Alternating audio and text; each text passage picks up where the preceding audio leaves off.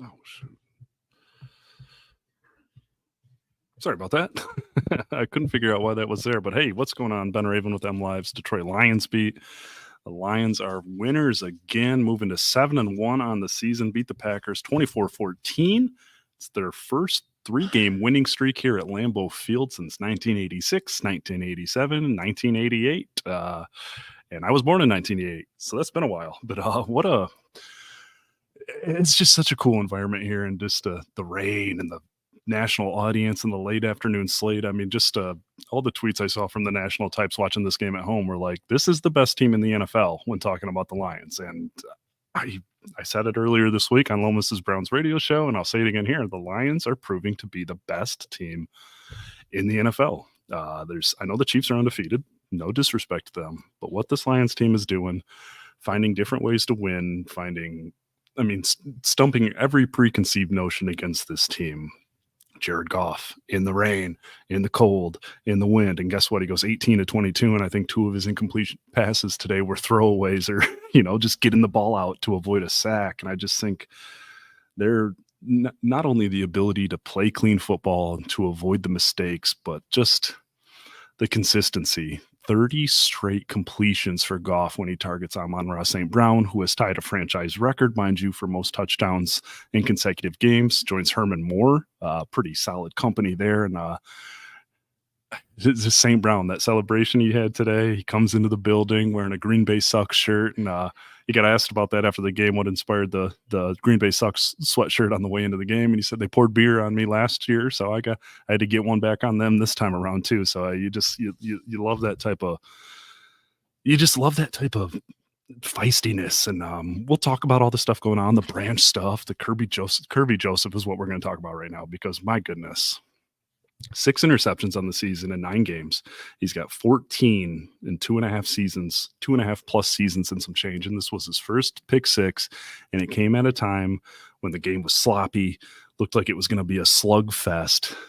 It's 10-3 before the half. And Kirby Joseph on a blitz, looks like he's running like a stunt blitz, makes the read on Jordan Love, intercepts the ball, takes it to the house. Lions go up 17-3 and keep the Packers out of the end zone and out of field goal range before halftime. And then they get the ball out after the second half to start the second half. And I mean, it wasn't pretty in the second half. It wasn't perfect or anything, but they did what they had to do. They avoided making the mistake.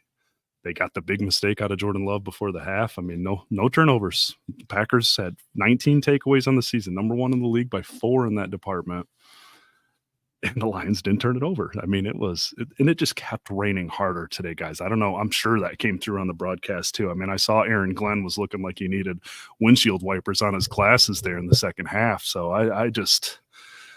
it's, it's kind of like similar like last week. Like the only bad thing I can talk about is the Brian Branch play. I mean, I'll just say this, that is like, I know there have been other plays like that where that guy didn't get ejected or anything like that, but like that is the type of hit that they're trying to take out of this game, And I saw that Dean Blandino or whatever for Fox Sports said it's not about intent. It's the hit. I mean, it was helmet to helmet. It was shoulder to helmet. It was too high. It was too high. He gets ejected for that. You know what? I don't know about the ejection either. The penalty for sure, but yeah, it's like, all right. And then he does his best Stone Cold Steve Austin impersonation and gives Lambeau and the world the double bird on the way out and gets another penalty. He will get double fined for that one. You can bet on that. He was not in the locker room after the game. Once you get ejected, you're kind of on your own schedule, waiting for the team to get out and go back home. So we'll see what happens there. But Brandon Joseph steps in. The Lions just continue to avoid the big mistake, the backbreaking mistake. I mean, the critical error didn't come in the fourth quarter like Dan Campbell thought it would, but that critical error before halftime by the Packers, that was too big of a hole to come out of. And just a weird flowing game. The Packers had 1 7.5 minute drive in the first quarter, and the Lions had the ball going into the second quarter. There were 2 offensive drives, 1 apiece by each team in the first quarter. And just the ability to make that big play by Joseph, 17-3 at halftime, get the ball, and just the running backs. Once again, Montgomery, 17 carries, 73 yards. Gibbs, 11 carries, 65 yards. The touchdown came on 4th and 1. Shout out Penei Sewell. I talked to Gibbs in the locker room after the game and asked him, like, what happens to your eyes when you see Penei Sewell move 4 guys on 4th and 1 like that? And he just said, that's what I expect. So don't ever, Dan Campbell likes to say that. Don't take these guys for granted. Don't take Amon-Ra St. Brown for granted. Don't take Jared Goff for granted. Don't take Jack Fox for granted. I'm talking to you guys, looking you in the eyes right now. Do not take Penei Sewell for granted. This is one of the league's 10 best players. Name 10 NFL players who are better than Penei Sewell. I'll wait. There's not. I just think what he means to this franchise, the player he is, the attitude he brings, how he has grown into a leader. And I think he's 24 years old. That makes me feel like a piece of garbage. But what else is there to say? I mean, Jared Goff goes 18 of 22 and his completion percentage drops. It's just it's unbelievable what this offense is doing, what this defense is doing. And I mean, seriously, guys, there's no pass rush today. The Lions had no pass rush. So let's get that out of the way right here. And if I think it was NFL Network and ESPN had reports that the Lions were making calls on Browns pass rusher Zadarius Smith earlier in the day. And then Pro Football Talk used some stronger language saying their sources are telling them they expect Smith to be a Lion by tonight or tomorrow. So we'll see on that. I haven't heard that. It's still a rumor at this point, but I mean, it is the one that makes the most sense. And Tuesday is the deadline. And the Lions, I believe, had 2 quarterback hits today, no sacks. And when you're talking about a Super Bowl contender, when you're talking about being the NFL's best team, you need a pass rush. There's no replacing Aiden Hutchinson.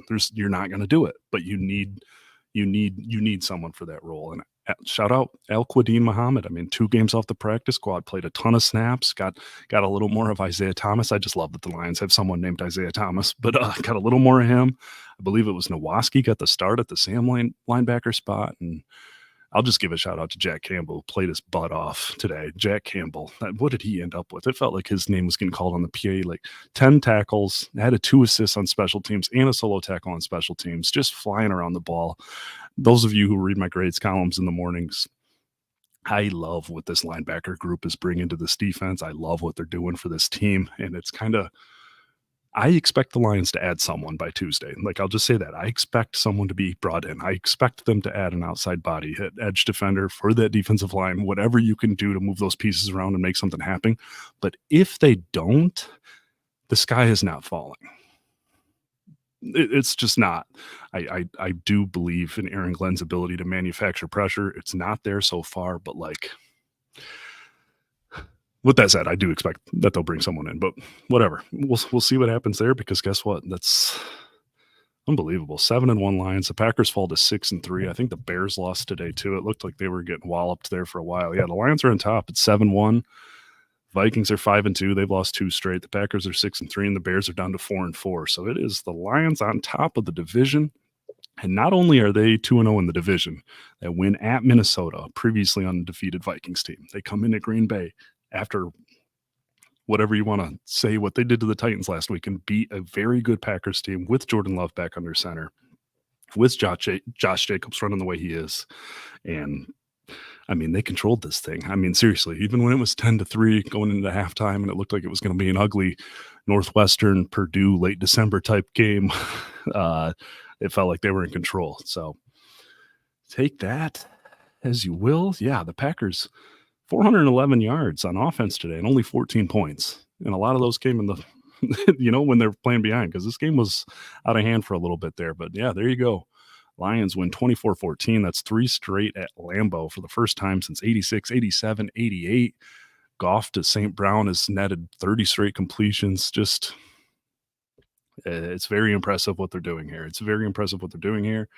They are back on the road next week. They are back in prime time next week. They face the Houston Texans, Sunday Night Football from Houston. I'll be there. Stick with mlive.com/Lions. We'll record a Dungeon of Doom podcast here in a little bit, and just check out our subtext program. Free trial at the bottom of every story on mlive.com/Lions. You can text me during games. I'll get back to you. That's where we field our mailbag questions. Check that out. It's in every post at mlive.com/Lions.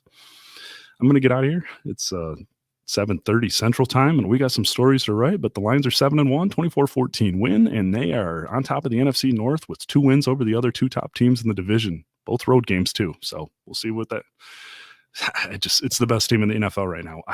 There's the only way this Lions team loses a game is if they beat themselves, if they make the critical error. And right now they're not making errors, or they're barely throwing incomplete passes. So the state of the franchise is strong.